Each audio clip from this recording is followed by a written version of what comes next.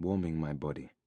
I'm about to let myself soak inside this completely when I'm captured by an idea. The sun does not break up into pieces. It does not break up into disembodied parts when it falls into trees and things. Each piece of the sun is always a complete little sun. I'm coming back into my arms and legs in the goal mouth, ready to explain the 1,000 suns to Jimmy and Cyril. I'm excited. They will believe me this time. It won't seem stupid when I speak it like it often does. And then they look at me, rolling their eyeballs and telling me that my marbles are lost. That I can say that again. They are coming close. Jimmy is shouting. Before I fully return to myself, a hole in my ear rips open.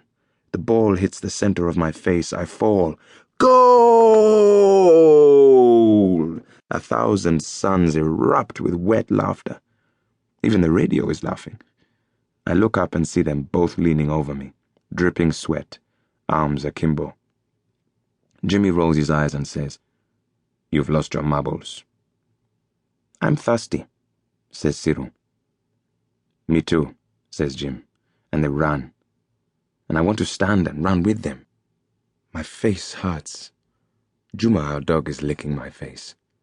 I lean into his stomach. My nose pushes into his fur. The sun is below the trees, the sky is clear, and I am no longer broken up and distributed. I scramble and jump to my feet. Juma whines like a car winding down.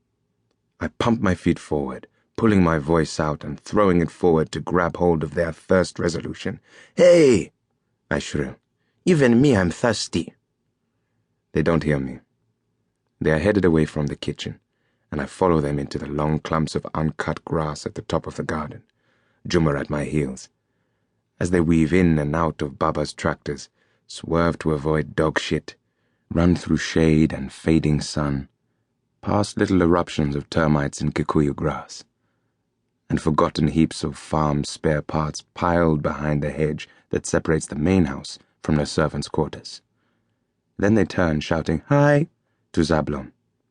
The cuckoo is washing dishes outside in his white vest and blue trousers and Lifebuoy soap and charcoal smell. I shout, "Hi!" too, now flowing well into their movements. They stop, then turn to our regular racetrack, down the path from the servants' quarters to the kitchen. I find them there. Juma's nose nudging Jim's leg, and I watch them pour the cool liquid down their throats from glasses, see it spill off the sides of their cheeks. Jimmy has learned to pull the whole glass of water down in one move. It streams down the pipe, marble bubbles running down a soft, translucent tube of sound. Like a frog. He slams his glass on the countertop, burps, and turns to look at me. What is thirst? The word splits up into 100 small suns. I lift my glass and look up. Cyril is looking at me, her glass already empty as she wipes her lips on my forearm. I'm in my bedroom alone. I have a glass of water. I want to try to gulp it down like Jimmy does.